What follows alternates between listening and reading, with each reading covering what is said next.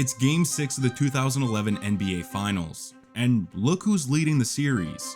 Yeah, Dirk and the Mavericks are on the cusp of one of the greatest upsets in league history. On the flip side, Miami's newly formed Big Three is on the verge of an all-time great collapse. They were supposed to win not one, not two, not three, you know what I'm getting to. Yet here they are, just 48 minutes away from a complete failure against a team that shouldn't even be here in the first place. So how did we get here? How did Dallas of all teams get themselves in this position? And what went wrong for Miami? Well, to answer those questions, we gotta go back to 2006.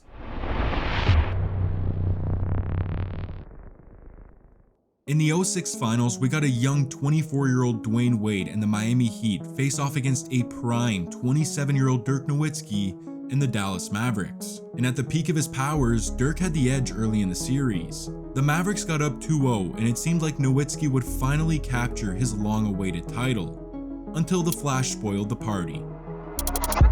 Dwayne Wade completely took over the next 4 games, averaging over 39 points a night to drag the Heat to their first title in franchise history while putting a knife through Dirk's heart.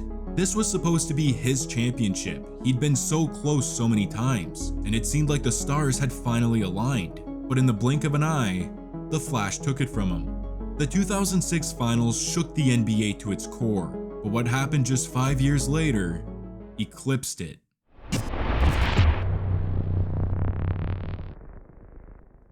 After their heartbreaking loss in the finals, Dallas bounced back with a monster 2007 season. The team won 67 games and had the best record in the NBA. Dirk was named the league's MVP, and they were poised not to just make another run to the finals, but to win the championship.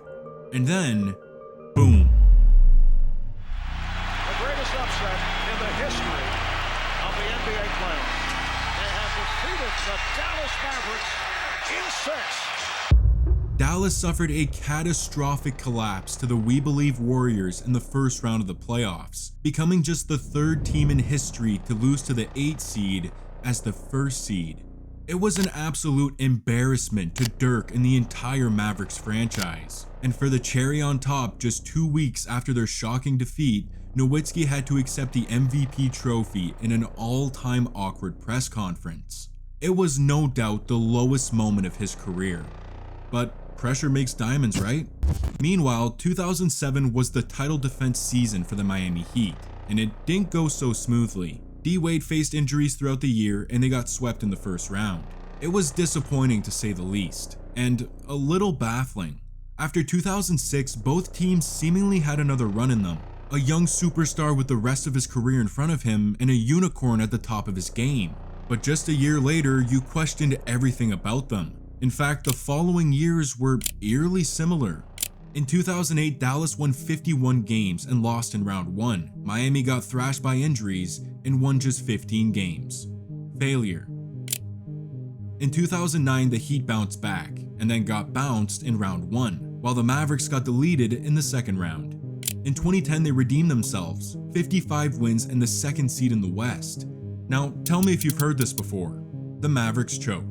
They got upset by the 7th seed San Antonio Spurs in the first round, and it wasn't much different on the other side. Miami lost to the Boston Celtics in 5 for another first round exit. In fact, the Heat haven't won a single playoff series since they won the title.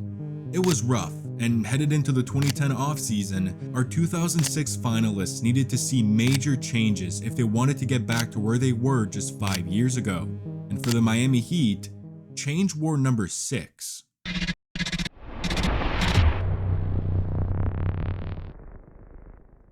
In the 2010 offseason, Miami signed the free agent of all free agents, LeBron motherfucking James, arguably the best player in the world and the back-to-back MVP. Oh, and they also signed this Chris Bosh dude who's pretty good too, and a return trip to the finals for Miami seems imminent. Dallas, however, didn't get the opportunity to make that type of move, but they did address their defense, trading for Tyson Chandler to be their anchor on the defensive end. Both squads felt good about their moves, and the 2011 season was upon us. Compared to the last 5 years, this season was magical for the Heat. The Big Three was living up to the hype and finished with 58 wins as the 2nd seed in the East. Out in the other conference, the Dallas Mavericks were an absolute wrecking ball. Though they were a little older, it was a perfect blend of talent, proven by their 57-win season to clinch the 3rd seed in the West. This set up a first-round matchup against a solid Portland team that pushed them a little more than expected. The series was tied at 2, but the Mavericks closed it out in 6. Round 1 for the Miami Heat in the East, however, was a cakewalk, taking care of the 76ers in 5. But their next opponent was a much bigger challenge. The defending Eastern Conference champion Boston Celtics, led by the original Big Three. They dummied them in 5. As Miami beat last year's finalists, the Mavericks were doing the same, facing off against Kobe and the 2-time defending champion Lakers. And surprisingly, Dallas swept them, which lines them up for yet another challenge against a young juggernaut in OKC. The old guys beat the new kids in 5 to finally make it back to the NBA Finals for a chance at redemption. But will it be against the loaded Bulls squad or the Big Three? Miami had their hands full with the 62-win Chicago Bulls and MVP D Rose in the Eastern Conference Finals. They lost Game 1 and it seemed like they were in trouble. I'm just kidding, they rattled off 4 straight wins and the Heat are back in the finals facing off against an old foe. This time around, it's David versus Goliath. Dirk has no shot, right?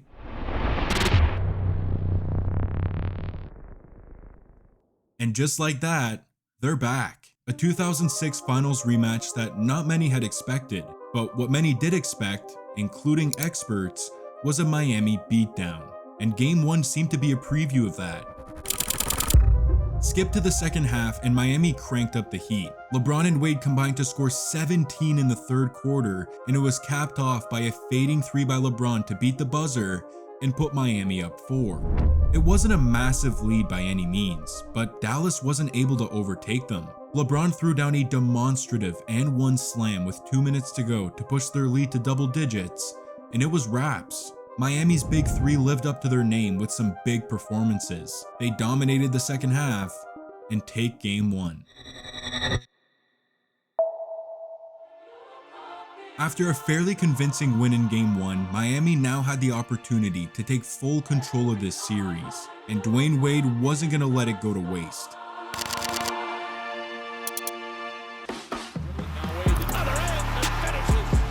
Stojakovic's come in, Wade sidesteps.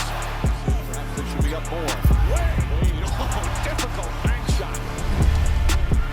Nowitzki, fouls Wade and gets past it. The Flash was a problem with a 21-point first half that gave the Heat all the momentum they needed, and it also lit a fire under LeBron. In the 3rd quarter, he threw down 2 earth-shattering dunks to give Miami a 4-point lead headed into the 4th, and that's when they got into a groove. The first 5 minutes of the quarter was complete and utter dominance by the Heat, capped off by a Dwayne Wade corner 3 to give him 36 on the night and take a commanding 15-point lead. The game was over. A 2-0 series lead for Miami seemed inevitable, until Dallas hit them with an Uno reverse card. The Mavs began draining threes and tough mid-range jumpers to go on a white-hot 15-2 run to get within 2 with 2:40 to go. And that's when Dirk took over. On the fast break, he scoops home a lefty layup to tie the game. Seconds later, he drains a monster 3 to take the lead. But they fall asleep on defense and Mario Chalmers nails a corner 3 to tie it up, which puts the ball back into Dirk's hands with less than 10 seconds remaining. 7 to shoot. Nowitzki drives underneath lefty layup. Banks it in with 3.6 remaining. Miami out of timeouts, trailing by 2. James back to Wade. Wade puts it up for the win. Off the mark, and Dallas has tied the finals with one of the most incredible comebacks in NBA Finals history. Nowitzki came through big time. Dallas absolutely robs a game from Miami on the road, and the series is tied. After what happened in Game 2, LeBron and Wade came out angry in Game 3, each scoring 8 points in the first quarter. Miami took this pissed off attitude deep into the second, getting up by as much as 13 with 2:30 remaining in the half. But then, they got deja vu. Dallas went on a blazing 10-2 run and cut the deficit to 5 entering the second half, but the Heat responded once again, getting back up 13, to which Dirk answered with 9 in the third to keep the Mavs within reach. And in the fourth quarter, he went unconscious. Nowitzki, a good look for 3, knocks it down. Nowitzki backdoor, tie game. Nowitzki 5 on the clock. Nowitzki head fake, falling away. It's good. Dirk tapped into his flow state with a 15-point quarter with some of the purest buckets you'll ever see. This was part of a 34-point, 11-rebound, 3-block performance. However, it wasn't enough to take the lead. With 45 seconds left, the score is tied. LeBron finds a wide-open Bosch and he drills the deep 2 to take the lead. And with 4 seconds left, Dirk has a chance to win or send the game to overtime. Timeouts, they have to get it in. Up to Nowitzki. Haslam on him. Nowitzki spins. Head fake. Falling away. Shot won't go, and Miami holds on and takes game 3. Nowitzki misses his patented fadeaway at the buzzer. Miami survives by the skin of their teeth, and they're just 2 wins away from a title. Entering a crucial Game 4, Dallas received some bad news. Dirk was dealing with a serious sinus infection. He toughed it out to play, but it was clear that he wasn't 100%, which meant that this was a golden opportunity for the Heat to take full control of this series and go up 3-1. But that's not exactly how it went. The Mavericks got massive contributions from Chandler, Marion, Terry, and Stevenson, combining for 57 of the team's 86 points. They were the only reason this game stayed close, and for the 3rd game in a row, this one would be decided in the final minute. With less than 20 seconds left and Dallas up 1, Dirk comes through, scooping in a layup to go up 3. This game is going to come down to the final shot, but it wouldn't have if it wasn't for LeBron. The man who was supposed to be the best player in this series was passive, lackadaisical, and just completely out of it in a critical Game 4. He had just 8 points and 4 turnovers on 3 of 11 shooting. Had he played anything like himself, Miami wins this game. But for lack of better words, he choked, and the Heat have to muster up a miracle. Miami needs a 3, the ball gets inbounded, and Dwayne Wade fumbles it. The Heat miss out on a golden opportunity, and we got ourselves a series. You guys remember that Dirk sickness from Game 4? Well, prior to Game 5, LeBron and Wade made it clear that they weren't buying it. They were caught in crystal clear 4K, fake coughing, making fun of Nowitzki's sickness, insinuating that he was faking it. The video made the rounds, and Dirk definitely caught wind of it, because like many other all-time greats, this type of disrespect fuels them, and Dirk is no different. Think of the video of Wade and LeBron coughing. Dwayne said that that was a real cough, by the way. Well, I just thought it was a little childish, a little ignorant. Nowitzki, quick move, and the finish! Nowitzki drives on Anthony, stops, left-handed, puts it in. As Nowitzki puts it up in favor of the Heat. Nowitzki with the left hand. 4. Nowitzki, high arcing 3.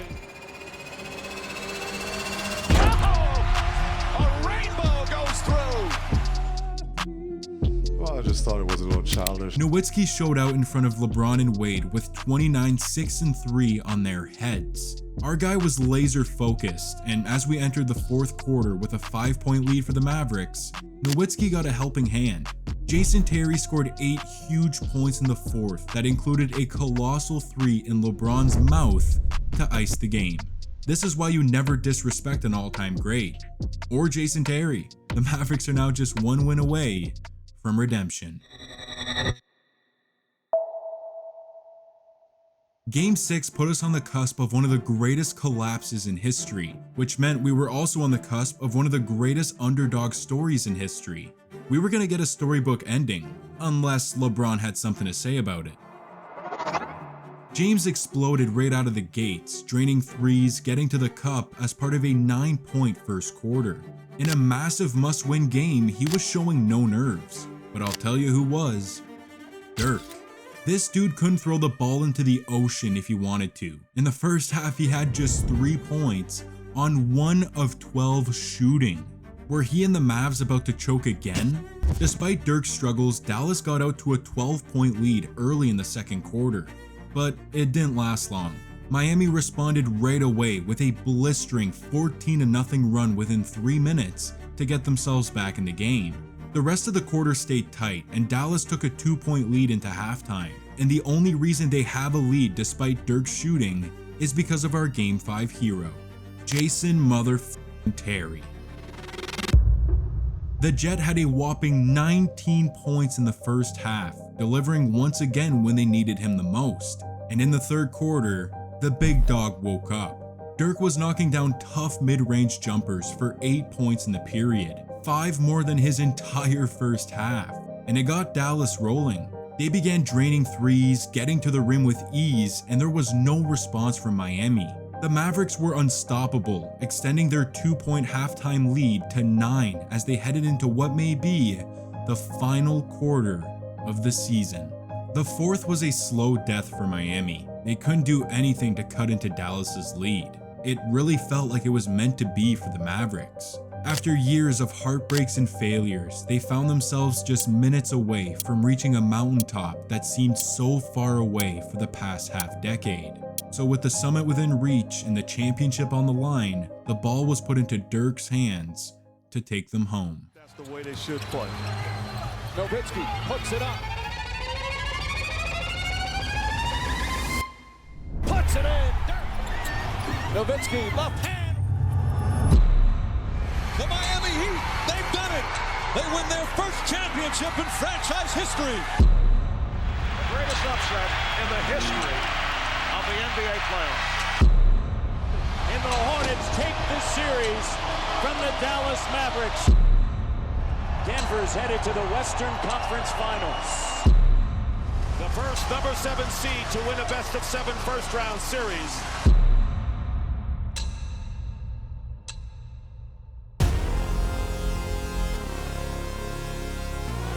Back to Nowitzki, lefty layup, banks it in. Dallas has tied the finals.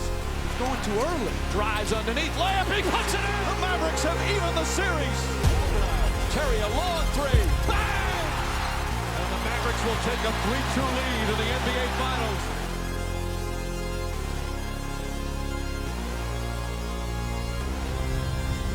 Lays it in, and it's 103-92, and that should do it. The Dallas Mavericks are NBA champions. The first title in franchise history.